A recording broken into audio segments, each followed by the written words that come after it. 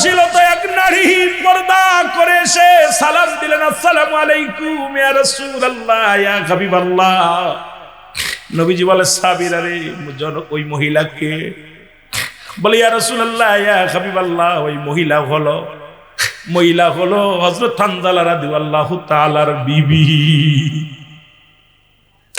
আমার নবী বলেন, উনাকে বলো উনার স্বামীর জানাজা পড়া হবে, উনার স্বামীকে বিদায় করে দেয়া হবে। ওদের যুদ্ধে শাহাদাতের পেয়ালা পান করেছে। মেয়েটা ডাকতে বলে, আমার নবীর সাহাবীরা শোনো, আমার রাসূলের সঙ্গে একটু গোপনে কথা বলার সুযোগ করে দাও, কারণ আমি আমার নবীর সঙ্গে কিছু কথা বলতে চাই, তোমাদের সবার সামনে বলা যাবে না। আমার নবীকে যে বললেন, ইয়া রাসূলুল্লাহ ইয়া হাবিবাল্লাহ, হযরত হানজালার বিবি আপনার সঙ্গে দুইটা কথা বলতে চান। নবীজি বলেন, ডাকো তাকে, আমাকে একটা পাথরের উপরে বসাও। নবীজিকে একটা পাথরের উপরে বসাইলেন, একটা চাদর টানা দিলেন, পর্দার বিধান করে দিলেন মুসলমান। এবার পর্দার ভিতরে যাইয়া নবীজি পাশে দাঁড়া বসে রইলেন। মহিলা ডাক দিয়ে বলে, ইয়া রাসূলুল্লাহ ইয়া হাবিবাল্লাহ, আপনার কাছে আমি একটা দাবি, আমার স্বামীর জন্য গোসল না করায় দাফন করানো হয়, দাফন যেন করানো হয়। ইয়া রাসূলুল্লাহ ইয়া হাবিবাল্লাহ, কারণ আমার স্বামীর উপরে গোসল ফরজ। ইয়া রাসূলুল্লাহ ইয়া হাবিবাল্লাহ, যত সাহাবী আছে কাউকে তো গোসল করার নাই, আমার স্বামীর উপরে গোসল ফরজ। বলে, বিবি আমি মুসলমান জালার বিবি, কি হয়েছে বলে, ইয়া রাসূলুল্লাহ ইয়া হাবিবাল্লাহ, গত রাত্রে যখন আমরা দুজনের মেলামেশা হলো, যখন মিলন হলো, এমন সময় কে যেন বলতেছিল, নবীজি নাই রে নাই। তখন আমার স্বামী এক লাফ দিয়ে ঘর থেকে বাইর হয়ে গেল, ইয়া রাসূলুল্লাহ। তখন আমার স্বামীকে ফরজ গোসলের জন্য অনেক চেষ্টা করেছিলাম, আমি পানি এনে বলছিলাম, আমি পানি এনে দিই, গোসলটা করে যান। আমার স্বামী বলেছিল, আরে আমার রাসূল যদি না থাকে রে, আমি কিসের গোসল, কি করে গোসল করব? ইয়া রাসূলুল্লাহ, আমার স্বামী, আমরা স্বামী স্ত্রী দুজন মিলন হয়েছিল, উনি তো শাহাদাতের পেয়ালা পান করেছে, উনার উপরে ফরজ গোসল ফরজ হয়ে রয়েছে, ইয়া রাসূলুল্লাহ উনাকে যেন গোসল করানো হয়। আমার নবী চোখের পানি ছেড়ে বলে, হানজালার বিবি রে, তুমি যাও, তুমি দেখো তোমার বিবির স্বামীর মুখের দিক চাও, স্বামীরকে দেখো যায়। যখন কাপনের কাপড়গুলো খোলা হলো, স্বামীর মাথা বেয়ে বেয়ে পানি চোয়া পড়তেছে। ডাকতে বলে, ইয়া রাসূলুল্লাহ ইয়া হাবিবাল্লাহ, আমি দেখেছি আমার স্বামীর মাথার চুল দিয়া টপ টপ করে কেবলমাত্র পানি এখনো প্রবাহিত হচ্ছে। আমার নবী বলে, হানজালার বিবি শোনো, রব্বুল আলামিন তোমার হানজালার উপরে এত খুশি হয়েছে, কারণ এতগুলো 69 জন সাহাবী কাউকে গোসল করানো হয় না, একমাত্র হানজালার উপরে ফরজ গোসল ছিল। এটা রব্বে কারীম তার ফেরেশতা দিয়া করাইয়া, ফেরেশতা দিয়া জানাজা পড়াইয়া আমি রব্বে কারীমের দ্বারা আমি রাসূলের কদমের মধ্যে হাজির করে দিছে। ও বিবি, হানজালার বিবি রে, কারণ এই দুনিয়ার মধ্যে তুমি বড় ধন্য রে বিবি, কারণ তোমার স্বামী এই দুনিয়া থেকে শাহাদাতের পেয়ালা পান করে চলে গেছে। রব্বে কারীম তার উপরে এত খুশি, এত রাজি ছিল যে রব্বে কারীম তার উপরে রাজি হইয়া, খুশি হইয়া কাউসারের পানি দিয়ে গোসল করায়া দিছে। জোরে বলা যাবে না মারহাবা। আবু জেহেল ক্ষিপ্ত বেশি হয়ে গেলেন, ক্ষিপ্ত হইয়া মুসলমানদের উপরে নির্যাতন চালানো শুরু করলো। আমার নবীজির কাছে জিবরিল আমিন এসে বলে, ইয়া রাসূলুল্লাহ ইয়া হাবিবাল্লাহ, নবী গো, আর কত নীরবতা পালন করবেন, আর কতদিন বয়া থাকবেন? মুসলমানদের নির্যাতন করে পুড়িয়ে মারা হয়, ঘর দরজা জ্বালিয়ে দেওয়া হয়। আমার নবী কয়, জিবরিল রে,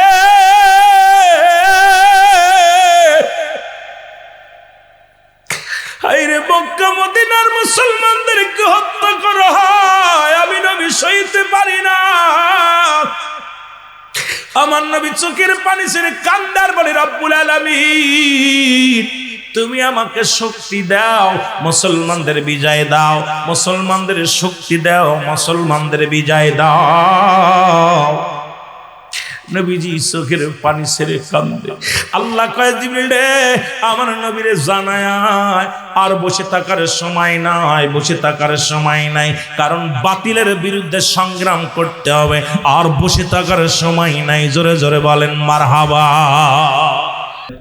রহমতের নবী রাহমাতাল লিল আলামিন ডাক দিয়ে বলে, জিবরিল, বাতিলের বিরুদ্ধে যে আমি জিহাদ ঘোষণা করব, এক লোক নাই, দুই অস্ত্র নাই, শক্তি নাই, আমি কি লইয়া তাদের বিরুদ্ধে সংগ্রাম করব? জোরে বলেন আল্লাহু আকবার। আর একটু জোরে বলেন। আল্লাহর নবীজি বললেন, জিবরিল, তুমি যে রব্বি কারীমকে বলো আমি কি নিয়ে যুদ্ধ করব, কেমনে তাদের বিরুদ্ধে জিহাদ ঘোষণা করব? বলো, হুজুর রব্বি কারীম হুকুম দিছে, আপনি দেরি করেন না, জিহাদের ডাক দেন।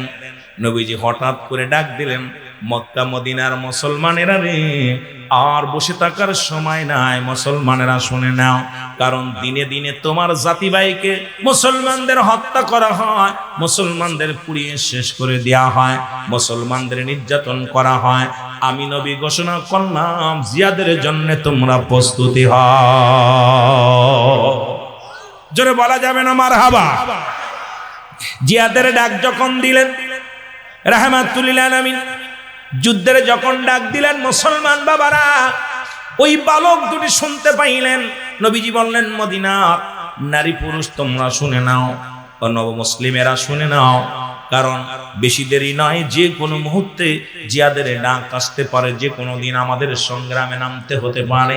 তোমরা মানসিকভাবে শারীরিকভাবে সবাই প্রস্তুতি নাও।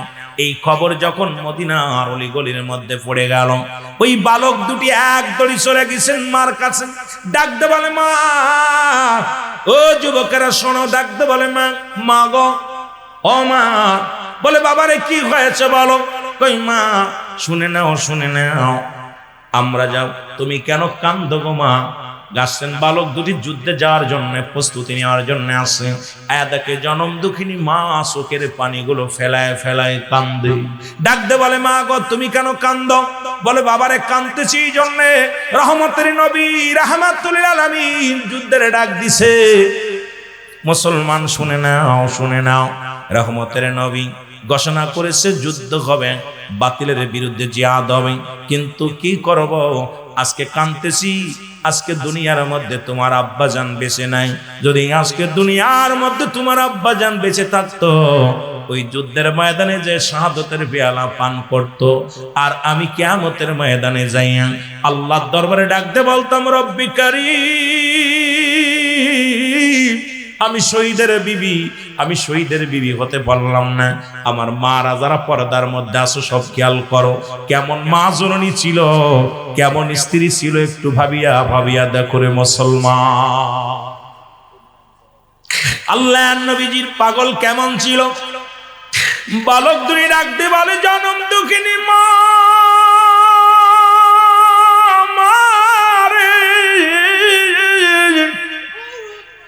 চোখের পানি তুমি মুছে পালো গো মা।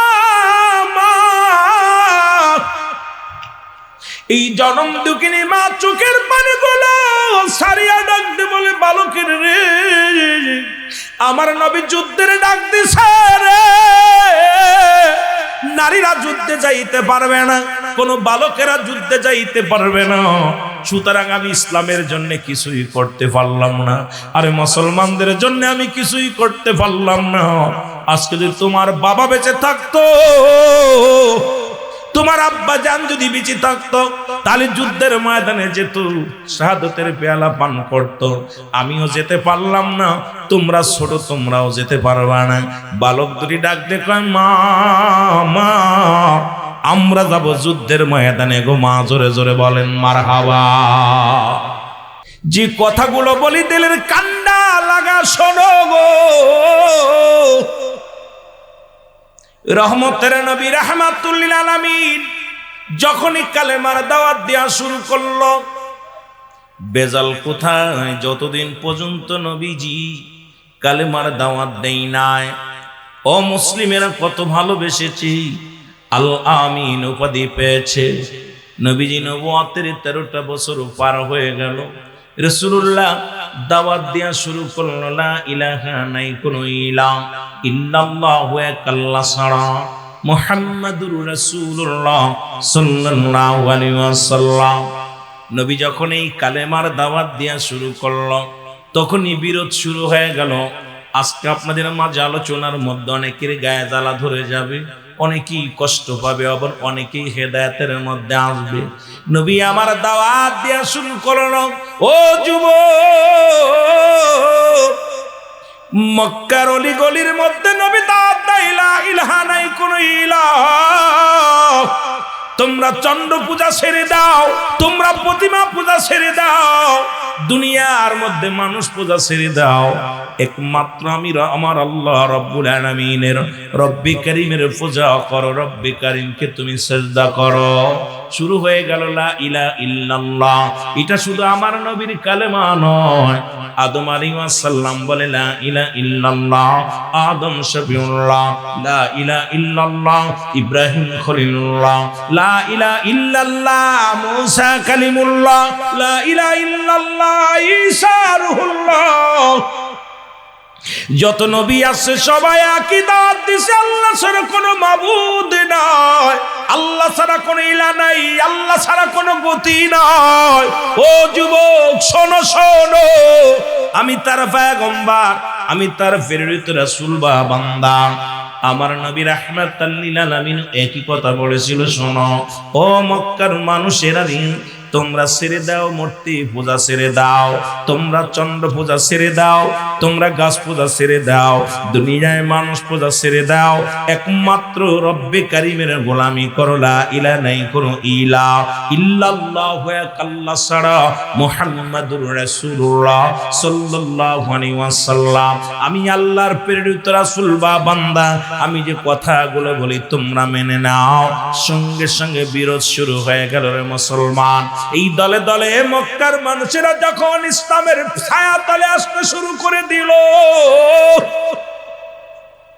এর মক্কার মানুষেরা যখন দলে দলে ইসলামের মধ্যে আসতে শুরু করলো গো, তখনই বিরোধ শুরু হয়ে গেল। হকবা সাইবা আবু জেহেল আবু সুফিয়ান এই দুনিয়ার মধ্যে বিদ্রোহী শুরু করে দিল, আবু জেহেল শত্রুতায় শুরু করে দিল। অথচ মুসলমান নবীকে আল্লাহ দিয়েছেন বায়ানত, উত্তম ব্যবহার, উত্তম আখলাক, উত্তম চরিত্র। ও মুসলমান শোনো শোনো, যখনই আমার নবীজি দাওয়াত দেয় কাফেররা দুশমনি শুরু করে দিল, এমন ভাবে নির্যাতন শুরু হয়ে গেল, আমার নবমুসলিমদের উপরে আঘাত করা শুরু করে দিল। এই মুসলমানদের বাড়ি ঘর পুড়িয়ে জ্বালিয়ে দেওয়া শুরু করলো। আল্লাহ নবী সদা সর্বদাই রব্বে কারীমের দরবারে কান্দেন। এই কারণে এই জন্য কান্দে, আল্লাহ পাঠাইছে আমার নবীকে।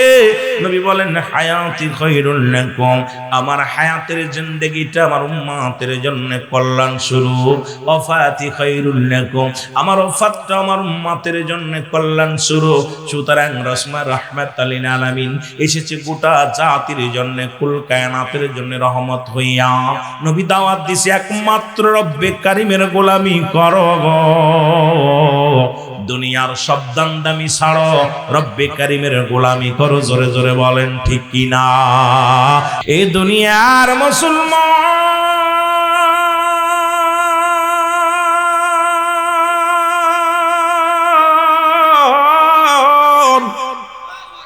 রহমতের নবী এভাবে দিন কাটতে লাগলো। আল্লাহ বলে জিবরিল যাও যাও যাও, আমার হাবিবকে বলে দাও মক্কা নগর নয় মদিনা শহরে যেন যায়। মদিনার মানুষেরা ইসলাম কবুল করার জন্য অপেক্ষা আছে। মদিনার মানুষেরা অতি উত্তম, মদিনার আবহাওয়া ভালো, মদিনার মানুষের মনটা ভালো। ওই মানুষগুলো পেতে বসে আছে রাসূলুল্লাহর কালেমা পড়ার জন্য, আল্লাহর দ্বীন কবুল করার জন্য। অতি ফাঁস করে যেন নবীজি মক্কা থেকে মদিনায় রওনা হয়ে যায়। ও মুসলমান, জিবরিল এসে সালাম দেয়, আসসালামু আলাইকুম ইয়া রাসূলুল্লাহ, আসসালামু আলাইকুম ইয়া হাবিব আল্লাহ। নবী গো, আমি আল্লাহ রাব্বুল আলামিন আমাকে পাঠাইলো গো, আপনার আর মক্কা নগর নয় মদিনা নগরে যাইতে হবে রে। ওই মদিনার মানুষের কাছে কালেমার দাওয়াত প্রচার করতে হবে। মদিনার মানুষের অপেক্ষা আছে আপনার জন্য, তারা কালেমা পড়ব, ঈমান আনবে। নবী গো আপনি দেরি করেন না, মদিনায় চলে যান। নবী আমার ডাক দে বলে, জিবরিল রে আমি হইলাম মক্কা নগরে আমার মায়ের ভূমি, আমার বাবার ভূমি রে। জিবরিল রে আমি মা বাবার ভূমি ছেড়ে কেমনে যাব? আমার আল্লাহ রাব্বুল আলামিন বলছে, জিবরিল বলে হুজুর শুধু মক্কা নয়, মক্কা নয় মদিনাও যেতে বলেছে। মদিনার আবহাওয়া ভালো, মদিনার মানুষের অন্তর ভালো, মদিনায় ব্যবসা বাণিজ্য ভালো, মদিনার সব কিছু ভালো। যান যান, রব্বে কারীম হুকুম দিচ্ছে চলে যান। সেরা গো তোমরা বড় ভাগ্যবান ও মক্কার মানুষেরা রে, তোদের সাইরা নবীজি মক্কা নগর থেকে মদিনায় যখন চলে গেল, হিজরতের আলোচনা নিয়ে লম্বা আলোচনা হয়ে যাবে। এই আলোচনা আমি করব না, শুধু বোঝানোর জন্য কয়েকটা কথা বলি। মূল আলোচনায় যাব মুসলমান, যেহেতু পল্লী এলাকা অনেক দিক আলোচনা নিতে হবে, যুবকদের বলা লাগবে, আমার বাজানদের বলা লাগবে, অনেক মা বোনের আছে তাদেরকে নিয়ে কিছু কথা বলবো। ও মুসলমান দিলের কান্ডা লাগা শোনো, রাসূল পাক সাল্লাল্লাহু আলাইহি ওয়াসাল্লাম যখন মক্কা থেকে মদিনায় হিজরত করে চলে গেল, ছোট ছোট দুইটা মাসুম বাচ্চা, একটার বয়স হলো 8 আর একটার বয়স হলো 10। নবী আমার বাড়ি মক্কায়। কয় নবী আপনি মদিনায় কেন আসলেন? দুইটা বালক কেমনে কথা বলে শুনে নেন। ওর ইসলামের মধ্যে কখন আল্লাহ কারে কবুল করব একটু বুঝা নিবেন আমার যুবক বাবারা, বৃদ্ধ বাবারা, মুরব্বী বাবারা, ছোট্ট মাসুম মনি সোনারা শুনে নাও। বালক দুটি ইন্টারভিউ নেয় আমার নবীর, ডাক দে কয় হুজুর আপনার বাড়ি কই? আমার বাড়ি মক্কায়। কয় মক্কা থেকে কেন মদিনায় এলেন? কয় ইসলামের দাওয়াত দেওয়ার জন্য, কালেমার দাওয়াত নিয়ে আসলাম। কোন দাওয়াত? কয় লা ইলাহা ইল্লাল্লাহু মুহাম্মাদুর রাসূলুল্লাহ সাল্লাল্লাহু আলাইহি ওয়াসাল্লাম। এই দাওয়াত নিয়ে আসলাম, আজকে আমি কালেমার দাওয়াত নিয়ে আসলাম। আল্লাহর নবীর ডাক দে বালক দুরি ডাক দে কয় হুজুর, ও হুজুর মক্কা মদিনায়, মক্কা নগরে কি কোনো মানুষ নয়? আপনি আসলেন মদিনায়, মদিনার মানুষের কালেমার দাওয়াত দিতে আসলেন। মক্কা থেকে, মক্কা নগর থেকে মদিনায় আসলেন গো হুজুর আপনার কি মক্কা নগরে কোনো মানুষ নাই? নবী কয় মক্কা নগরে অনেক মানুষ আছে। কয় হুজুর তাহলে কেন মদিনায় আসলেন গো? কয় মদিনায় আমি আসছি কালেমার দাওয়াত নিয়ে। কয় হুজুর কালেমার দাওয়াত কি আপনি মক্কায় দিতে পারেন নাই? নবী কয় মক্কার মানুষেরা ভালো নয়, মক্কার মানুষেরা বড় কষ্ট দিছে। আমি নবী রাহমাতুল লিল আলামিনকে কষ্ট দিছে। আল্লাহর নবী ডাক দিয়ে বলে বালকেরা রে, এর মক্কার মানুষের বড় দুষ্ট গো।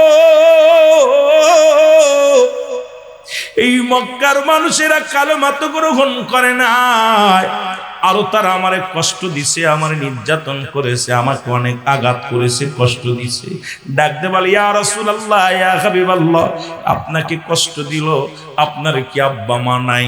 বলে ও আমার বালকেরা, আমি নবীর মা বাবা দুনিয়ার মধ্যে না।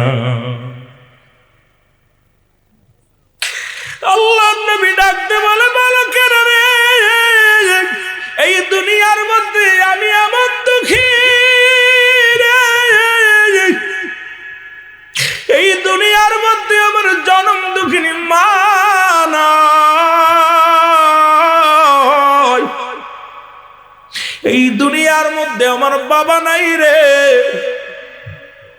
আমার নবীজি বলার সঙ্গে সঙ্গে বালক দুটি ডাকতে বলে ইয়া রাসূলুল্লাহ, ইয়া হাবিবাল্লাহ, আপনার অপরাধ কি গো? তারা এত কষ্ট দিল, আপনার মা নাই, আপনার বাবা নাই। বলে বালকেরা রে, আমার অপরাধ হলো মূর্তি পূজা ছাড়তে বলা।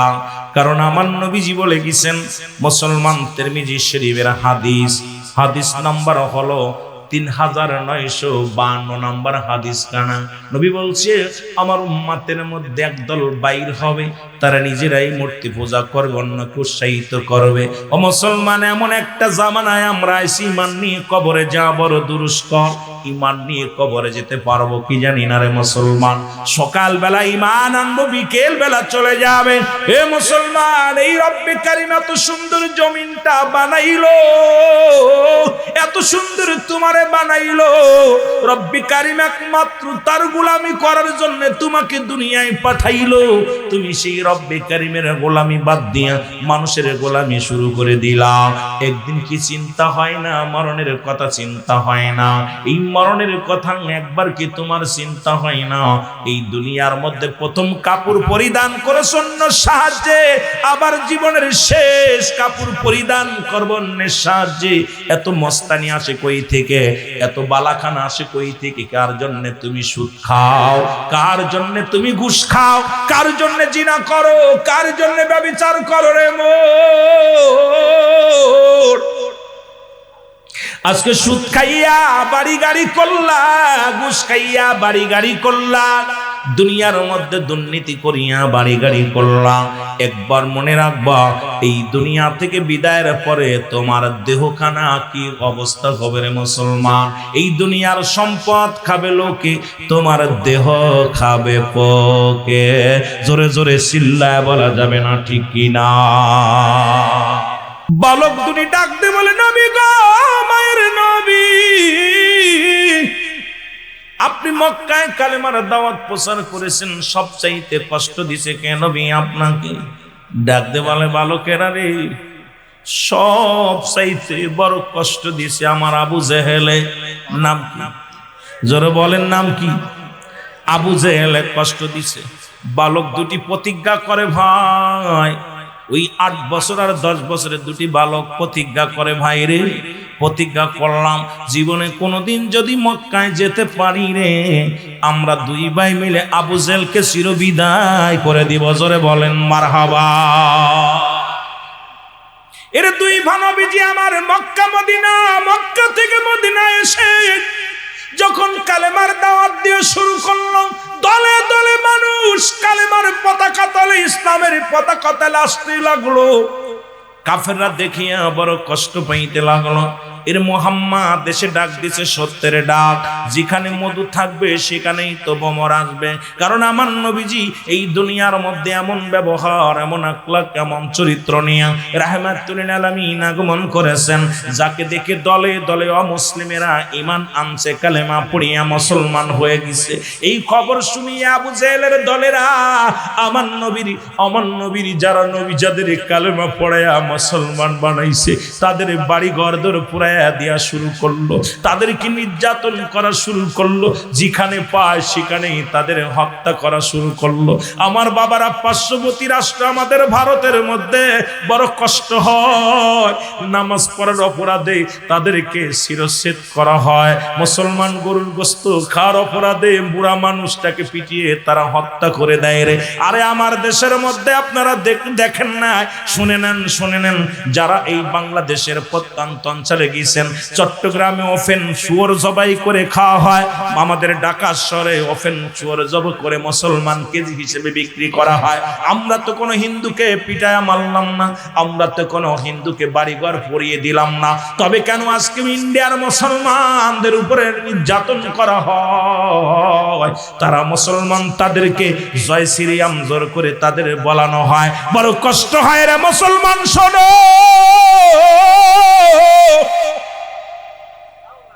এ বাংলাদেশের মুসলমানেরা, তোমাদের অন্তর কেন কাঁদে না রে? যেখানে বাবরি মসজিদ ভেঙে গুড়িয়ে দেয়, অসংখ্য মসজিদ মাদ্রাসায় আক্রমণ করা হয়, এখনো তোমরা নিরাবসরে মুসলমান শুনে নাও। কারণ আমরা উগ্রপন্থী নয়, মুসলমান জঙ্গলিপন্থী নয়, মুসলমান সন্ত্রাসীপন্থী নয়, মুসলমানেরা হলো শান্তিপ্রিয়। জোরে জোরে বলেন ঠিক কি না? আর একটু জোরে জোরে চিল্লায় বলা যাবে না মারহাবা? ও যুবক, রাহমাতুল লিল আলামিন এই কালেমার দাওয়াত দেয়া শুরু করলেন। দলে দলে মক্কা মদিনার মানুষগুলো ছায়া তলে আসতে শুরু করলো। বালক দুটি ডাক দিয়ে বলে, মা গো, আমরা দুই ভাই যাব যুদ্ধের ময়দানে, মা গো বিদায় দাও। মা বলে বাবারে তোমরা ছোট মানুষ। কয় মা গো আমরা ছোট, কিন্তু আমার আল্লাহ তো আর ছোট না। মাগো বিদায় দাও, বিদায় দাও। আমরা যাব যুদ্ধের ময়দানে কালেমার জন্য, ইসলামের জন্য জীবন কোরবানি করে দিব গো মা। আর দেরি করো না। দুই ভাইকে বুকের মধ্যে মা বুকের ভিতরে নিয়ে দুই ভাইয়ের মুসলমান মুখের মধ্যে দুইটা সুমা দিয়া কয় আমার কলিজার টুকরা রে, আমি তোদেরকে বিদায় দিয়ে দিলাম, ইসলামের জন্য তোদেরকে কোরবানি করে দিলাম। যা যা, আমি মা হইয়া দোয়া করে দিলাম, যা যা ওই ইসলামের জন্য, কালিমার জন্য হাসি মুখে জীবনটা দিয়া দিবি। জোরে বলেন মারহাবা। আজকে কেমনে এমন এমন কোম্পানি, এমন এমন এনজিও আসছে, কেমনে সুদ খাইলে গাছ থেকে কেমনে শাখা প্রশাখা, কেমনে ধনী হওয়া যায়, বছরেই কোটিপতি হওয়া যায়। যে সমস্ত পিলার নিয়ে আমার দেশের শিক্ষিত সমাজ আগাইতেছে, দেখবেন সমাজের মধ্যে বইয়া একটা কাগজ ফেলিয়া বলে এই হলো গোড়া, এখান থেকে শুরু করবা, এদিকে টাকা, এদিকে টাকা, ওদিকে টাকা, ওদিকে টাকা। দেখা যায় রাতারাতি কোটিপতি। কারণ সুদের কারবার কেন করবি না, ঘুষের কারবার কেন করবি না? কারণ আমরা দুনিয়াটা হলো বালুয়া ক্লাব, এই দুনিয়াটা হলো পচা দুর্গন্ধ মরি। মানুষের চরিত্র হলো কুকুরের চরিত্র। কুকুর যেমন মরি পাইলে খুশি হয়, সে জামানার মানুষগুলো সম্পদ পাইলে খুশি হবে। আমার দাদু ভাইয়েরা ঠিক সেই ভয়ঙ্কর জামানার মধ্যে আমরা আগমন করেছি। জোরে বলেন ঠিক কি না? যুবক বলতেছিলাম বালক দুটি বলে মা, মনে আসেনি? বালক দুটি বলে মা আমাদের বিদায় দাও, আমরা যুদ্ধে যাব। বালক দুটির মা তার বিদায় করে দিলেন। যা বাবা বিদায় দিলাম, যা সত্য ইসলামের জন্য, কালেমার জন্য আমি তোকে কোরবানি করে দিলাম, যা। রওনা হয়ে গেলেন। এদিকে মায়ার নবী, দয়ার নবী ঘোষণা করে দিলেন তোমরা শোনো, আগামী 17ই রমজান, কত তারিখ? 17ই রমাদান মুসলিম মিল্লাতের প্রথম জিহাদি যুদ্ধ হবে। সেই যুদ্ধের নাম হলো বদরের যুদ্ধ। সেই যুদ্ধের জন্য, কারণ বাতিলেরা একদিনে দিনে মুসলমানদের উপরে যে নির্যাতন, মুসলমানদের উপরে যে রকম আঘাত শুরু করেছে, আর বসে থাকার সময় নাই। তোমরা জলদি করে সবাই প্রস্তুতি হও, কারণ আগামী 17 তারিখ যুদ্ধ হবে। তোমরা আজকে হলো 16-15 তারিখ শুনে নাও, ওই যুদ্ধের ময়দানে লোক পাঠাতে হবে। তোমরা যেখান থেকে যা যে রকম আছো, সবাই তোমরা ময়দানে দাঁড়িয়ে যাও। জোরে জোরে চিল্লায়া বলা যাবে না মারহাবা। যেহেতু যুদ্ধের ময়দানে অস্ত্র চালাইতে হবে, যুদ্ধের ময়দানে শক্তি লাগবে, যুদ্ধের ময়দানে কৌশল জানা লাগবে। এই ময়দানে কানাডা এলাও হবে না, খুড়াটাও এলাও হবে না, বুবাটাও এলাও হবে না, ছোটটাও এলাও হবে না। নবীজি বললেন যারা বালক আছো লাইন থেকে সরে দাঁড়াও, যারা কানাকুড়া আছো লাইন থেকে সরে দাঁড়াও, যারা বুবা ল্যাংড়া নোলা আছো তারা লাইন থেকে সরে দাঁড়াও। কারণ তাগড়ায় জোয়ান গুলো 18 বছরের যুবক, তরতাজা যুবক গুলো যারা আছো, তোমরা লাইনে দাঁড়ায় যাও। আমি নবী আজকে নির্বাচন করো, তোমাদেরকে কি করব মুসলমান শুনে নাও, সিলেকশন করবিল তোমাদেরকে কাকে কাকে নেওয়া যায় সিলেক্ট করব। এখন এই সিলেক্ট যদি তোমরা কেউ বাদ না পারো, তোমরা দাঁড়ায় যাও। যারা মাপে হবে তাদেরকে আমি যুদ্ধে পাঠাইব, বাকিগুলো সবাই রিজেক্ট হয়ে যাবে। জোরে জোরে বলো আল্লাহু আকবার। বালক দুটি ডাক দি বলে ছোট ভাই বড় ভাইরে ডাক দি কয় বাইরে কাম সারছে। মা তো বিদায় দিছে যুদ্ধে যাওয়ার জন্য, মার কাছ থেকে তো অনুমতি নিয়ে আস না। মা জননী তো বিদায় দিছে, কিন্তু রাসূলুল্লাহ তো বলছে বালকেরা যেতে পারবে না। এখন আমরা দুই ভাই তো ছোট, দুই ভাই তো একবারই জেট বাদ হয়ে গেলাম রে ভাই, কি করা যায়? বড় ভাই কয় বাইরে যুদ্ধে যেতেই হবে। ছোট ভাই কয় হ, কারণ আবু জেহেল আসবে, এই যুদ্ধে আবু জেহেলকে মারতে হবে। কারণ আমরা দুই ভাই পরিকল্পনা ভাবে এমন ভাবে আগাইবো যেন আমরা এই দুনিয়া থেকে দুশ্মনে রাসূলকে চিরবিদায় করে দিতে পারি। কারণ আবু জেহেলকে আমরা দুই ভাই চিরতরে কতল করে দিব। জোরে জোরে বলো আল্লাহু আকবার। বলছে বাদ দিতে হয় ছোট বালকেরা বাদ, এখন কি করা যাবে? দুই ভাই যুক্তি করে বাইরে, আমরা দুই ভাই তো ছোট মানুষ, একজনের বয়স 10 আর একজনের বয়স 8। রসুল তো যুদ্ধে নিবে না, কি করা যায়? ছোট ভাই বুদ্ধি দেয় বাইরে, ওই দেখো যে লাইনে দাঁড়াইছে সব সাহাবীরা, ওই লাইনের মধ্যে বড় একটা পাথর দেখা যায়, উচ্চ টিলা দেখা যায়। তুমি উচ্চ ডিপির পরে যে দাঁড়াইবা যাতে তুমি মাফে ঠিক হয়ে যাও, কারণ দুজনে এক জায়গা দাঁড়াইবো না, এক জায়গা দাঁড়াইলে দুজন রিজেক্ট হয়ে যাব, কারণ আমাদের এলাও হওয়া লাগবে। জোরে জোরে চিল্লায় বলো মারহাবা। যে কথা সেই কাজ। যায় একটা উঁচু পাথর পাততলে দিয়ে দাঁড়ায় আছে একদম 10 বছরের বালক। ছোটটা পিছনে দাঁড়াইলেন, অনেক পিছনে দাঁড়াইলেন। রাসূলুল্লাহ সৈন্য নিবে মাপ দিতে দিতে রওনা দিলেন। মাপতে মাপতে মাপতে মাপতে যা 10 বছরের বালকের কাছে যা বলে, বাবা তুমি এখানে কেন? কয় হুজুর যুদ্ধে যাব। কয় বাবা যুদ্ধে যাবা? তুমি ছোট মানুষ, যাও তুমি বাড়ি যাও, বাড়ি যাও, বাড়ি যেয়ে তোমার মা বাবার খেদমত করো। কয় হুজুর মার কাছ থেকে অনুমতি আনছি, কারণ বাবা তো আগেই মারা গেছে। ইয়া রাসূলুল্লাহ ইয়া হাবিবাল্লাহ, অনুরোধ করি গো নবী গো, আমরা যুদ্ধে যাব, কারণ দুশমনে রাসূলকে হত্যা করব। ইয়া রাসূলুল্লাহ ইয়া হাবিবাল্লাহ, নবী গো আমি যুদ্ধে যাব। নবী কয় বালক রে, তোমার মায়ের খেদমত করো, কারণ তোমার মা দুঃখিনী মা, তোমরা বালক মানুষ, মার খেদমত করো। কয় হুজুর মার থেকে বিদায় নিছি, আপনি আমাদের যুদ্ধে লন। কয় বাবা তুমি ছোট মানুষ, মাপে হবে না। হুজুর মাপতে দেখেন। কয় দাঁড়াইছো কই? কয় হুজুর মাপে হওয়ার জন্য দাঁড়াইছি। জোরে জোরে বলেন মারহাবা। মাপে হওয়ার জন্য উঁচু জায়গা দাঁড়াইছি। হুজুর আমাকে লন, আমাকে যুদ্ধে নিয়ে চলেন। নবীজি বললেন তুই সিলেট।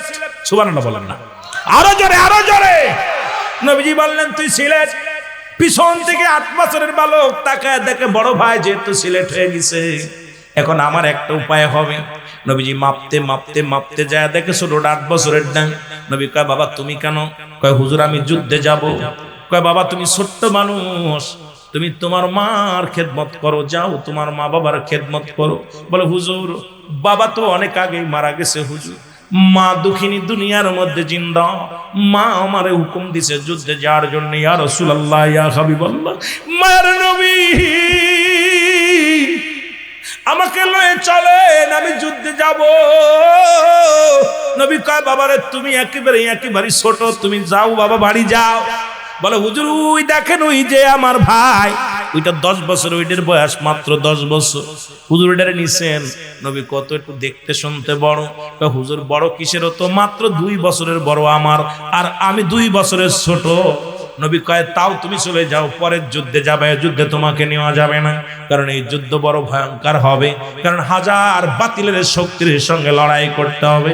তুমি যাও বাবা, বাড়ি যাও। বালক বলে ইয়া রাসূলুল্লাহ ইয়া হাবিবাল্লাহ, আমি যাবই, যুদ্ধে যাব।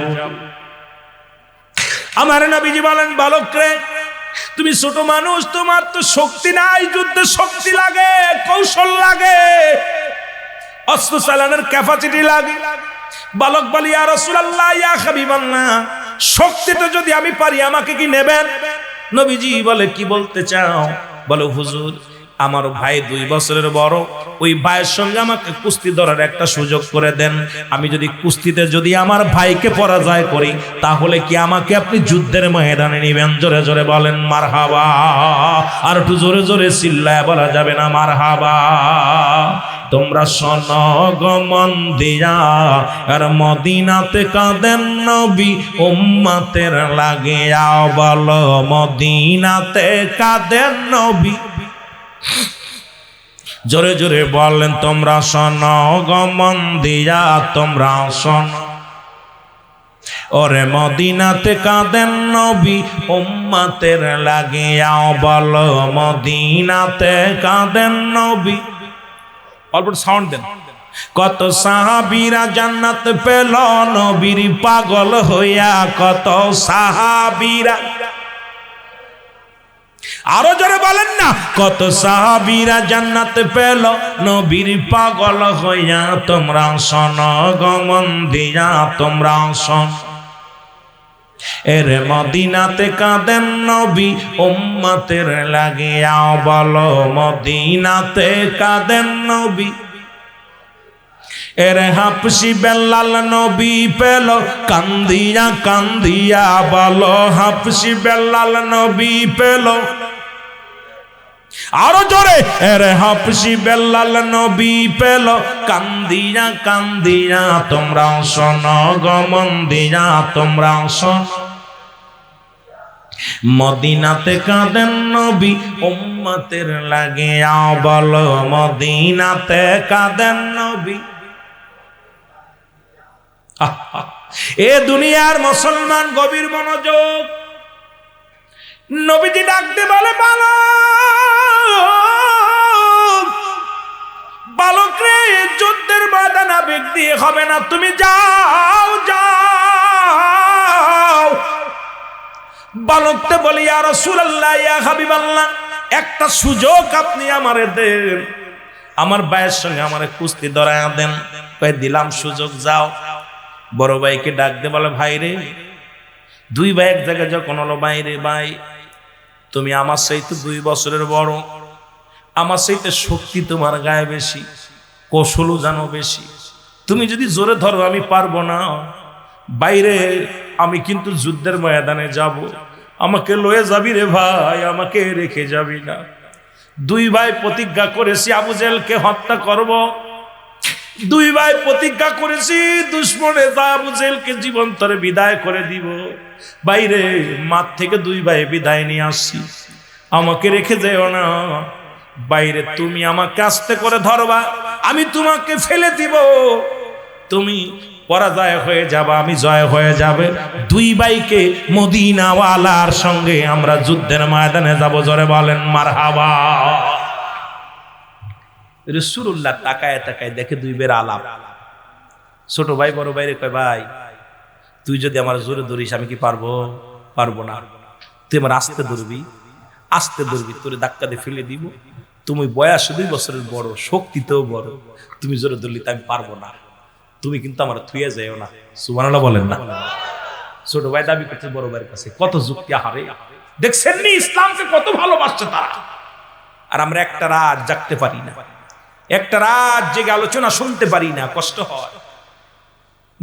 নবীজি দূর থেকে খেলে হাসে, 2 বার গল্প তো দেখতেছে, চুকি চুকি ইশারায় কথা বলতে, রাসূলুল্লাহ খেলে হাসতেছে, খেলা দেখে। ছোট ভাই বড় ভাই খবরদার আস্তে ধরবি। বড় ভাই আস্তে ধরছে, ছোট ভাই ধাক্কা দিয়ে ফেলে দিয়ে বুকের পর বসে বলে ইয়া রাসূলুল্লাহ, জোরে বলেন না মারহাবা। নবীজি কয় তুই ছিলি, সুবহানাল্লাহ বলেন না। আরো জোরে, আরো জোরে। 2 ভাই সিলেট হয়েছে, 2 ভাই সবচেয়ে বদরের প্রান্তরে 313 জন সাহাবীর ভিতরে 2 জন বালক, একজনের বয়স 10, একজনের বয়স 8। এই 2টা বালকের মতো ঠিক ছোট্ট ছোট্ট মানুষ 2টা। রাসূলুল্লাহ 2টি ভাইয়ের দিকে তাকাইয়া নবীজি আফসোস করতেছে, আল্লাহ হে পরওয়ারদিগার আলম, একই তো হলো রমজান মাস, এরপরে হলো বালক 2টা যুদ্ধের ময়দানে যাবে। আহা কত আবেগ, নবীজিকে ভালোবাসে, ইসলামকে কত ভালোবাসে, জীবন দেওয়ার জন্য প্রস্তুতি ছোট মাসুম বাচ্চা 2টা। নবীজি গুইনা দেখে সাহাবীর সংখ্যা হলো 313 জন। কয়জন? জোরে বলেন কয়শো? 313। অস্ত্র কয়টা? জোরে বলেন কয়টা? 8টা তরবারি। কয়টা তরবারি? এ মুসলমানেরা জোরে বলেন কয়টা? আজকে এখানে বাতি জ্বলছে, যুব সমাজ জান্নাতের বাগান সাজাইছে। আজকে যে কমিটি যা আছে আগামী বছরে সেটা দ্বিগুণ কমিটিতে জোর দেবে, কারণ আল্লাহর প্রতি এদের ঈমানই বল আরো বেড়ে যাবে। জোরে বলেন ঠিক কি না? দিনে দিনে প্রচারেই প্রসারিত বাড়ে। জোরে বলেন ঠিক কি না? আজকে আমার ভাইয়েরা ইচ্ছা করলে গান দিতে পারতো, ইচ্ছা করলে নাটক দিতে পারতো, ইচ্ছা করলে মহিলাকে নাচাইতে পারতো, সব বাদ দেয়া জান্নাতের দিকে ঝুঁকেছে। রব্বে কারীম যুবক বয়সী হবে জান্নাতি, 18 বছরের যুবক আর 16 বছরের যুবতী। আর আল হাসান আল হুসাইন হবে জান্নাতের সরদার, এই যুবক বয়সে যাবে জান্নাতি। যুবকরা যেদিকে ঝাঁপিয়ে যাবে সেদিকেই জয় হবে। জোরে বলেন না ঠিক কিনা? আরো জোরে বলেন ঠিক কিনা?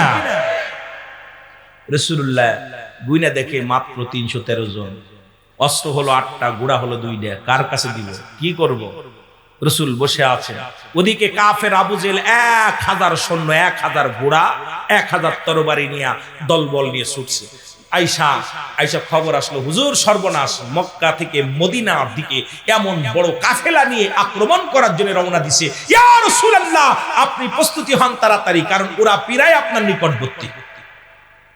রাসূলুল্লাহ ডাক দিয়ে বলেন, সাহাবীরা তোমার কি হালাত? বলে হুজুর রোজা আছি। খুব খেয়াল। নবীজি আমি রোজা আছি। বলে সাহাবী রে রোজা আছো তুমি কি খাইছো? বলে ইয়া রাসূলুল্লাহ একটা কুরমা খেয়ে রোজা আছি। বলে তুমি কি রোজা আছো? কয় জি হুজুর আমি রোজা আছি। হুজুর একটা খেজুর খেয়ে রোজা আছি। তুমি কি খেয়েছো? বলে ইয়া রাসূলুল্লাহ একটু পানি খেয়ে রোজা আছি। যাচ্ছে যুদ্ধের ময়দানে সাহাবীরা সব রোজা অবস্থায়, কারণ রমজান মাসে ওই 17ই রমজানে যুদ্ধ শুরু হয়ে গেল, রমাদান মাস। আমার বাজানেরা সাহাবীদের ইমানি কত শক্তি, ইমানি কত বল। খানার চিন্তা করে নাই, খোদার চিন্তা করেন নাই। রোজা থেকে আমার সাহাবীরা নবীজি দুই পাশে তাকায়া রাসূলুল্লাহ চোখের পানি ধরে রাখতে পারে না। নবীজি বলে রব্বি কারীম গো, আমার সাহাবীরা অধিকাংশই রোজা, আর এই রমজান মাসে সাহাবীরা রোজা রেখে যুদ্ধের ময়দানে যাবে। একটু ভালো খাইতে পারি না, একটু পানি খেয়ে রোজা আছে, একটা খুরমা খেয়ে রোজা আছে, একটা খেজুর খেয়ে রোজা আছে। রোজা ভাঙ্গে না, যুদ্ধের ময়দানে যাবে। আমার নবীজি কান্দার রব্বি কারীম, আজকে কাফেররা যদি আক্রমণ করে আমার এই 313 জন সাহাবীদের হত্যা করেন, আল্লাহ আমি দিনের দাওয়াত দিব কাদেরকে আমি আল্লাহ তোমার দিনের দাওয়াত দিব, কালেমার দাওয়াত দিব। রব্বি কারীম হাজার সৈন্যের সঙ্গে ওরা তো একবারই আমাদের উড়ায়া দিবে। রব্বি কারীম আজকে সাহাবীদের মুখের দিকে তাকায়া রাসূলুল্লাহ চোখের পানি ধরে রাখতে পারে না, নবীজির চোখ দিয়া দর দর করে পানি পড়ে। এমন সময় জিবরিল আমিন এসে সালাম দা, আসসালামু আলাইকুম ইয়া রাসূলুল্লাহ, ইয়া হাবিবাল্লাহ, নবী গো আপনি কি প্রস্তুতি? নবীজি বলে জিবরিল আমি প্রস্তুতি, তবে নবী গো আপনি কেন, আপনার চোখে কেন পানি? বলে জিবরিল রে তুমি এখন কিসের জন্য আসছো? ওহী নিয়ে আসছো নি? বলে না হুজুর ওহী নিয়ে আসি নাই, আপনার কাছে আসছি। কও নবী গো ওদিকে 1000 সৈন্য নিয়ে প্রায় নিকটবর্তী, বদর প্রান্তরে নিকটবর্তী, আপনি এখনো দাঁড়িয়ে আছেন। নবী কয় জিবরিল রে আমার বড্ড ভয় হয়, কারণ 313 জন সাহাবী যদি একবারে তাদেরকে শেষ করে দেয়, আমি দিনের দাওয়াত কারে দিব, কালেমার দাওয়াত আমি কারে দিব? আমি কাদের কাছে ইসলামের প্রচার করব, কাদের কাছে আমি কালেমার দাওয়াত নিয়ে যাব? নবীজি কান্দি রে। তারপর অধিকাংশ সাহাবীরা রোজা আছে, এই রোজা অবস্থায় যুদ্ধের ময়দানে যাবে। এবার সাহাবী যখন আমার নবীজি চোখের পানি ফেলছে, জিবরিল আমিন বলে ইয়া রাসূলুল্লাহ, ইয়া হাবিবাল্লাহ আপনি চিন্তা করেন না, কারণ রব্বে কারীম আমারে পাঠায়া দিয়েছে। নবীজি তাকায় দেখেন গো, একজন নয়, দুজন নয়, 3000 ফেরেশতা দিয়া অস্ত্র সহকারে, যানবাহন সহকারে রাসূলুল্লাহ আপনার কাছে পাঠিয়ে দিয়েছে বদর প্রান্তরে। এই 3000 সৈন্যের কমান্ডার বানায়া আমি জিবরিলকে আপনার কাছে পাঠায়া দিয়েছে। জোরে বলেন মারহাবা, আর একটু জোরে বল আল্লাহু আকবার। ইয়া রাসূলুল্লাহ শুধু 3000 নয়, আপনি 313 জন শরীয়তে, 313 জন শরীয়তে। হাকিকতে নবী গো আমি 3000 নিয়ে প্রস্তুতি আছি, আরো 5000 গোডাউনে রাখছে প্রস্তুতি করে, শুধু আপনি হুকুম দিলে আসবে নবী গো। আরো 5000 সৈন্য সবাই তারা প্রস্তুতি আছে, আপনি ডাক দিলে বদর প্রান্ত চলে আসবে। আপনি যুদ্ধের জন্য ঝাঁপিয়ে পড়েন, নারায়ে তাকবীর দিয়ে আল্লাহু আকবার বলে, আল্লাহু আকবার বলে ময়দানে নামেন। নবী অবশ্যই মুসলিম মিল্লাতের জয় হবে। ইয়া রাসূলুল্লাহ ইয়া সময় নাই, বসে থাকার সময় নাই, প্রস্তুতি লয়া রওনা হন। আল্লাহর নবী বলেন সাহাবীরা রে প্রস্তুতি নাও, রওনা হও। নবীজি আমার তাকবীর দিয়ে সাহাবীদেরকে রওনা দিলেন। যুদ্ধ শুরু হয়ে গেল, তুমুল আকারের যুদ্ধ। যুবক মারো কাটো মুসলমান শুনে নাও, মাত্র 313 জন সাহাবী, কিন্তু কাফেররা দেখলো হাজার হাজার মুসলিম সৈন্য, তারা প্রথমেই পরাজয় মেনে গেল মুসলমান। তবে যুদ্ধ যখন শুরু হয়ে গেল, 70 জন বন্দী হলো, 70 জন কাফেরদের মৃত্যুবরণ করলো, আর মুসলমানদের মাত্র 14 জন শাহাদাতের পেয়ালা পান করলো। জোরে বলেন মারহাবা, আর একটু জোরে বলেন মারহাবা।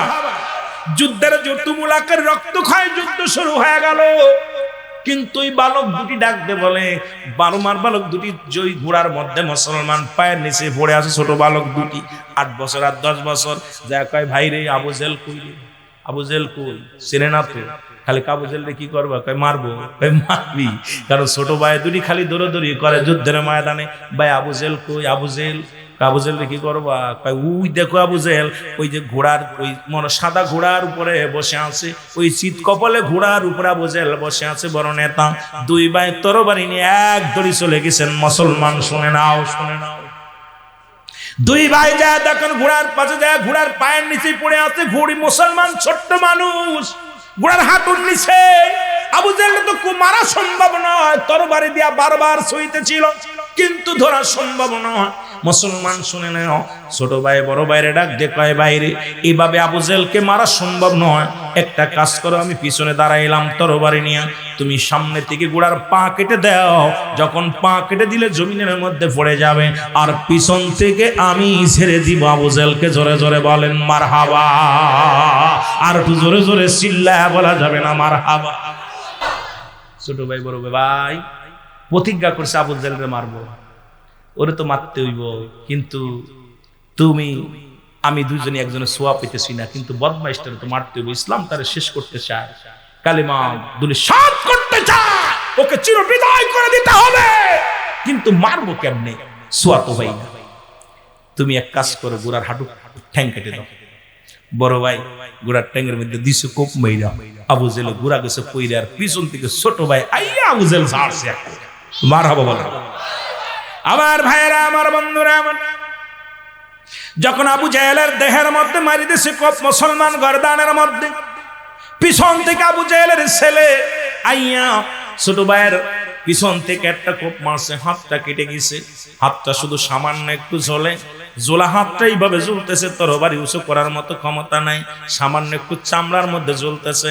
ডান হাতের তরবারিটা বাম হাতের মধ্যে নিয়ে ছোট ভাই কি করলেন, বাবারা আমার, বাম হাত দিয়ে আবু জেহেলের গায়ের মধ্যে কোপ শুরু করে দিলেন। দেখে ডান হাত ডিস্টার্ব করে, এই ডান হাতটা পা তলে দিয়া টান দিয়ে ছিঁড়ে বলে, ইয়া রাসূলুল্লাহ, ইয়া হাবিবাল্লাহ, আজকে ইসলামের জন্য আমি জীবন দিয়ে দিলাম, হাতটাও কুরবানি করে দিলাম। এইবার মুসলমান দুই ভাইকে দুনিয়ার মধ্যে আবু জেহেলের ছেলে দুই ভাইকে শাহাদাতের পেয়ালা পান করে দিলেন, দুই ভাই শহীদ হয়ে গেলেন। আমার বাবারা, আমার বন্ধুরা, আমার আবু জেহেলকে শেষ করাবো, আমার বাবারা, আমার বন্ধুরা, আমার শুনে নাও, শুনে নাও।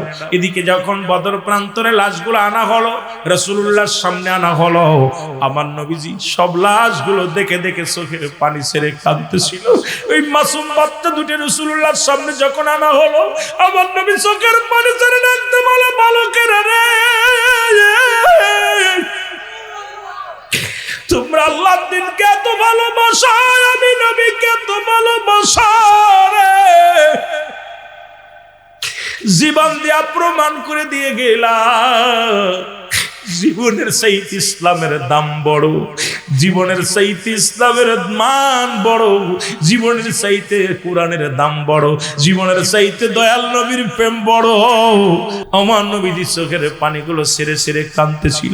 জিবরিল আমিন বলে, ইয়া রাসূলুল্লাহ, ইয়া হাবিবাল্লাহ, আপনি চোখের পানিগুলো মুছে ফেলেন, কারণ ওই জান্নাতি ফেরেশতারা, সব ফেরেশতারা সেজে গুজে আসে, জান্নাতগুলো সাজাইতেছে, কারণ আজকে বদর প্রান্তরে যত শহীদ হয়েছে, সব শহীদের লাশগুলো জান্নাতি ফেরেশতারা নেওয়ার জন্য, তাদেরকে জান্নাতে ঢোকানোর জন্য, তাদের জান্নাত সুসজ্জিত করে, তাদেরকে হালান সাহলান জানায়া তাদেরকে ভিতরে প্রবেশ করাইবে। ইয়া রাসূলুল্লাহ, ইয়া হাবিবাল্লাহ। আর এই বালক দুটির জন্য রব্বে কারীম আমাদেরকে হুকুম দিয়েছে, রব্বে কারীম আমরা যত ফেরেশতারা আছি, সবাই ফেরেশতাদের তরফ থেকে এই বালক দুটির জানাজাও ফেরেশতারা করবে। জোরে জোরে চিল্লায় বলেন সুবহানাল্লাহ। আর একটু জোরে বলেন মারহাবা। সুতরাং বালকেরা ইসলামের জন্য কি করেছে? 8 বছরের 10 বছরের যুবকেরা, ঠিক এই যুবকেরা, আমার বাবারা, শোনে নাও, কথাগুলো বললে অনেক কথা চলে আসে, কথাগুলো বলতে গেলে অনেক কষ্ট হয় না মুসলমান। ঠিক একই প্রান্তে মুসলমান, ওদের প্রান্তে রাসূল পাক সাল্লাল্লাহু আলাইহি ওয়াসাল্লাম যখন ওদের যুদ্ধ হলো, মুসলমান কয়েকটা ঘটনা ঘটলো, যেখানে না বললে নয়, যুবকদের কথাগুলো বলে যায়। যেখানে আমির হামজাকে হত্যা করা হয়েছিল, হানজালাকে হত্যা করা হয়েছিল, একটু কথা কথা যুবকদের বোঝানোর জন্য আজকে বলে যায়। রাসূলুল্লাহ মুসলমান উহুদের যুদ্ধে ডাক দিলেন, আল্লাহু আকবার বলো। এ তো গেল মুসলমান বালকদের কথা। উহুদের যুদ্ধে নবীজি ডাক দিলেন, উহুদের যুদ্ধে যেতে হবে। হানজালা লাইনে দাঁড়া গেছে। হযরতে হানজালা সবে মাত্র গত রাত্রে বিয়ে করেছে, আজকে হুদের যুদ্ধ। আজকে যেমন যুবকেরা এইরকম হযরতে হানজালা রাদিয়াল্লাহু তাআলা উনি লাইনে দাঁড়ায় গেছে। নবীজি বলে, হানজালা তুমি লাইনে কেন দাঁড়াইলা? কই হুজুর আমি যুদ্ধে যাব। কই না না, তুমি গতকালকে আমি তোমার নিজে বিয়ে পড়াইছি, কারণ রাসূলুল্লাহ নিজে বিয়ে পড়াইছে, বিয়ে অনুষ্ঠানে ছিল। সুতরাং আজকে তোমার হানিমুন হবে, বাসর হবে, আজকে তুমি যুদ্ধে যেতে পারবা না।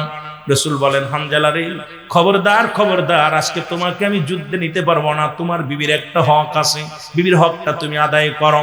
আমার যুবক বন্ধুরা, অল্প কথাগুলো কেন অনেক আলোচনা চলে আসে, যেহেতু বালকদের দিয়া শুরু করলাম, যুবকদের দিয়ে একটা কথা বলে আমি মূল ধারায় আলোচনায় যাব যদি আল্লাহ দয়া করেন। রাসূলুল্লাহ ডাক দিয়ে বলেন, হানজালা রে, কারণ গতকালকে বিয়ে হলো, আজকে হানিমুন হবে, বাসর হবে, আজকে স্ত্রীর একটা হক আছে, হকগুলো আদায় করতে হবে। সুতরাং তুমি যুদ্ধে যাবা না, তুমি যুদ্ধ না যায় তুমি বিবির সঙ্গে বাসর করো। জোরে জোরে চিল্লায় বলো মারহাবা। এদিকে যুদ্ধ শুরু হয়ে গেল। মুসলমান শুনে নাও, ওই জামানার মানুষগুলো চুম্ব ব্যবহার করতে এরকম মাইক ছিল না, টিনের চুম্বগুলো দিয়া দিয়া হ্যালো অ্যালাউন্স করতো। কে যেন ডাকতে বলে, আরে ও মক্কা মদিনার শহরের মানুষেরা রে, আমার নবী আর নাই রে, নবী আর নাই, নবী আর নাই। নবী শাহাদাতের পেয়ালা পান করেছে, রাসূলুল্লাহ শাহাদাতের পেয়ালা পান করেছে। এই খবরটা যখন হানজালার কানে আসলো, হানজালা কে যেন ভিতর থেকে আওয়াজ আসে, হানজালা কয়, বিবিরি লাভ দুঠিয়া দেওয়ালের মধ্যে তরবারিটা ছিল বাইর করলো, বাইর করিয়া নিয়ে রওনা হয়ে যায়। বিবি পিছন থেকে জামা টানতে ধরে বলে, বিবিরে স্বামীরে দাঁড়ান, আপনি কি ভুলে গেছেন? কারণ সবে মাত্র দুজনের মিলন হলো, আপনার উপরে ফরজ গোসল আছে। আমার স্বামী, আপনি কোথায় যান? আপনার উপরে ফরজ গোসল হয়ে গেছে, কারণ এই মাত্র দুজনের মিলন হলো। আপনি যদি যুদ্ধের ময়দানে যান, না জানি শাহাদাতের পেয়ালা পান করেন, আর শহীদ হয়ে গেলে শহীদদের কোনো গোসল হয় না, শহীদদের তো গোসল দেয়া হয় না। আপনি না পাক অবস্থায় আপনাকে কবর দেয়া হবে, জানাজা পড়ানো হবে। ও আমার স্বামী, প্রাণের স্বামী, দাঁড়ান, একটু আমি পানি এনে দিই, পাশের কূপ থেকে পানি এনে আপনাকে গোসল করায়া দিই, তারপরে আপনি যাবেন। হানজালা কয়, বিবিরে কিসের গোসল, কিসের ফরজ, কিসের গোসল তুমি দেখছো?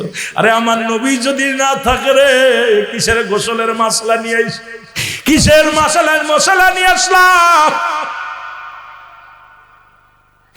বিবিরে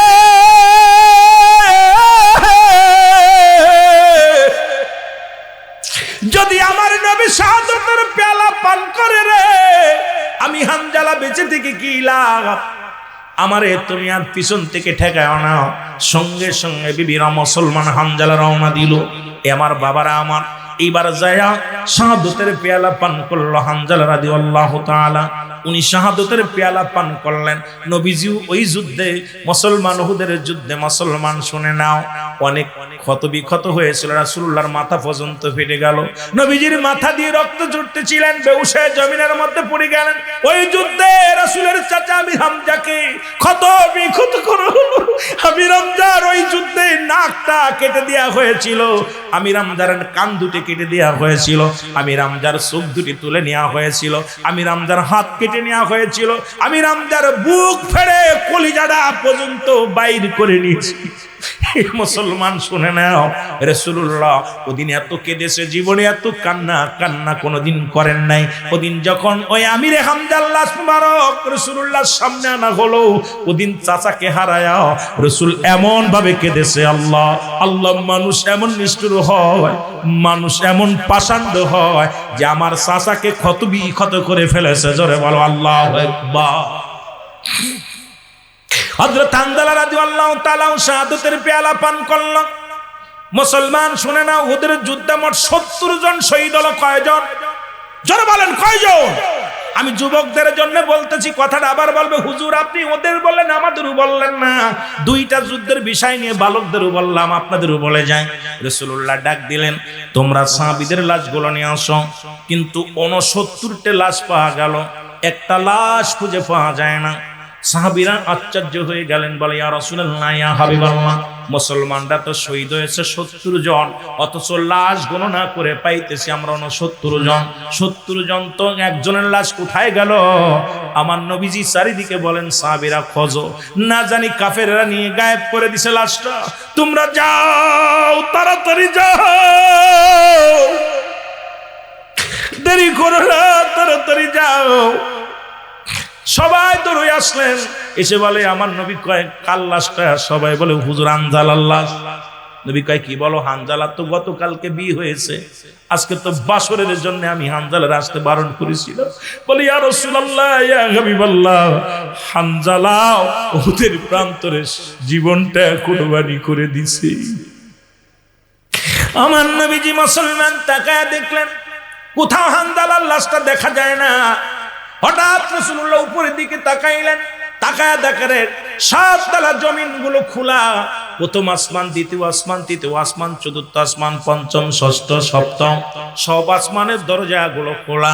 অসংখ্য ফেরেশতারা হানজালারে গোসল করায়া, মুসলমান কাউসারের পানি দিয়া হানজালাকে গোসল করায়া, মুসলমান শুনে নাও, কাতারে কাতারে দাঁড়ায়া আসমানি ফেরেশতারা হানজালার জানাজা আদায় করতেছে। জোরে বলেন না সুবহানাল্লাহ, আর একটু জোরে বলেন আল্লাহু আকবার।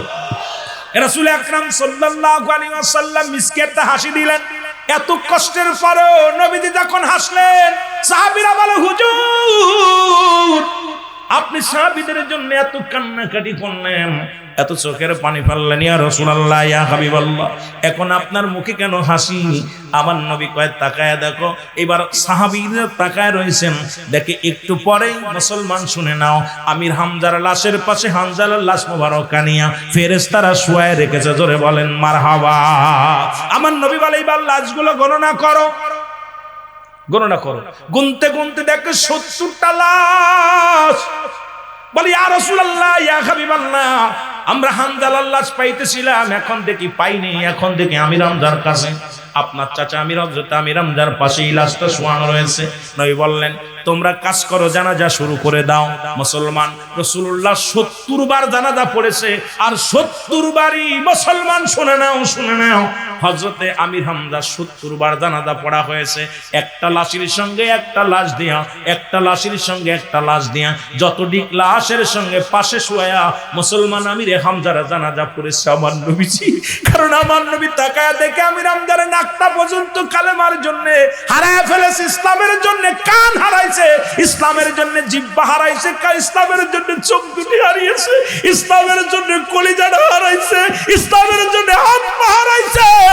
এই দুনিয়ার মধ্যে এমন পাগল কয়জন আছে রে মুসলমান, আজকে যারা আপনার ইসলামের জন্য কালেমার জন্য নিজের টাকা পয়সা খরচ করেছেন এবং জান্নাতের বাগানে ছুটে আসছেন, আপনাদের ঋণ কোনোদিন শোধ হবে না। জোরে বলেন মারহাবা। আজকে আমার বাবারা, নবীর সাহাবীরা নতুন বিবি থুইয়া তারা জীবনটা কুরবানি করে দিছে, কারণ তারা ইসলামটাকে ভালোবাসতো। এই জন্য 5টা গুণের গুণান্বিত নারী বিয়ে করা লাগবে। 5টা গুণের গুণান্বিত নারী যদি বিয়ে করতে পারো তাহলে শান্তি আসবে দুনিয়ার মধ্যে। নাম্বার 1, 1 নাম্বার হলো সতীত্বর আমানতদারি। আল্লাহু আকবার বলো না। কয় নাম্বার? 1 নাম্বার হলো সতীত্বর আমানতদারি। আজকে বাংলাদেশে সতীত্বর আমানতদারি নারী পাওয়া খুব কষ্টকর, কারণ মামাতো ভাই, খালাতো ভাই, চাচাতো ভাই সর্বনাশের মূল। মামাতো ভাইয়ের চেহারা দেখা হারাম, খালাতো ভাইয়ের চেহারা দেখা হারাম, চাচাতো ভাইয়ের চেহারা দেখা হারাম। জায়েজ থাকলে এক কান ফতোয়া নিয়ে আসো মৌলভী সাহেব, দেখবো জীবনে আর কোনোদিন ওয়াজ করবো না। এরা মুসলমান শুনে নাও, শুনে নাও, যাদের সঙ্গে দেখা করা হারাম তাদের সঙ্গে বিয়ে করা জায়েজ, যাদের সঙ্গে দেখা করা জায়েজ তাদের সঙ্গে বিয়ে করা হারাম। সুতরাং শুনে নাও, শুনে নাও, খালাতো ভাই, মামাতো ভাই, চাচাতো ভাই, মুসলমান দেওরের চেহারা সম্পূর্ণ নিষিদ্ধ, ইসলামের বিধান। জোরে জোরে চিল্লায় বলা যাবে না আল্লাহু আকবার। 1 নাম্বার হলো সতীত্বর আমানতদারি। 2 নাম্বার হলো পর্দাশীলতা নারী, কারণ এই দুনিয়ার মধ্যে নামাজ যেমন ফরজ, পর্দাও তেমনি ফরজ। এই মুসলমান 2 নাম্বার হলো পর্দাশীলতা নারী, 3 নাম্বার হলো আমলদারি নারী, 4 নাম্বার হলো গুণবতী রূপবতী নারী। যদি সমাজের মধ্যে গুণবতী নারী বিয়ে করতে পারো, 1000 বছরও যদি তুমি বাইরে থাকো, জীবনেও তোমার বিবি পরকিয়া করবে না, জীবনেও তোমার হক নষ্ট করবে না, স্বামীর হক নষ্ট করবে না, স্বামীর আমানত নষ্ট করবে না। যুবক বন্ধুরা, 4-5 নাম্বার হলো আদর্শবান বাবা মায়ের সন্তান। আজ থেকে প্রতিজ্ঞা করব, কোন গাঁজাখোরের মেয়ে বিয়ে করব না, কোন নারী কোন মুসলমান ঘুষখোরের মেয়ে বিয়ে করব না, কোন সুদখোরের মেয়ে বিয়ে করব না। আজ থেকে আমার যুবকরা যদি প্রতিজ্ঞা করে, এই সমাজ এই জাতি বাঁচানোর জন্য কোন এমপি লাগবে না, কোন মন্ত্রী লাগবে না, কোন জজ ব্যারিস্টার লাগবে না, প্রশাসন লাগবে না, এই যুব সমাজই বদলায় দিতে পারে সমাজ। জোরে বলেন ঠিক কিনা? আজ থেকে প্রতিজ্ঞা করবি। আমরা তো সুন্দরী চামড়া পাইলে পাগল, দলা চামড়ার পাগল, খালি দলা চামড়া দেখলে আর মাথায় কাজ করে না। প্রয়োজনে একজন ভ্যান চালক, রিক্সা চালকের মেয়ে বিয়ে করবি, কোন ঘুষখোরের নয়, সুদখোরের নয়। এই মহল্লার মধ্যে যারা ঘুষ খায়, সুদ খায়, আপনারা চেনেন তাদেরকে। তাদের মেয়ে যত বড় সুন্দরী হোক, তাদের ছেলে যত বড় টাকাওয়ালা হোক, ওদের সঙ্গে কোনো আত্মীয়তা নাই। কারণ আপনারা বদ্ধ হুজুরের ওয়াজে কাজ হইব না। আপনাদের এখান থেকে আজকে থেকে প্রতিজ্ঞা করবেন যে যত বড় সুন্দরী চেয়ারও হোক, যত বড় টাকাওয়ালা হোক, বাড়িওয়ালা হোক, কোন ঘুষখোরের সঙ্গে কোনো আত্মীয়তা নাই, কোন সুদখোরের সঙ্গে কোনো আত্মীয়তা নাই, কোন মাতালের সঙ্গে কোনো আত্মীয়তা নাই, গাঁজা খায়, মদ খায়, ইয়াবা খায়, এদের সঙ্গে কোনো আত্মীয়তা নাই। প্রতিজ্ঞা করতে রাজি আছেন কিনা? জোরে বলেন, রাজি আছেন কিনা? এখন দলাস আমরা দেখলে পাগল হয়ে যাও, ওই দাঁতমানিকে তোর জাতি শেষ করে দিবে। জোরে বলেন ঠিক কিনা? আরো জোরে বলেন।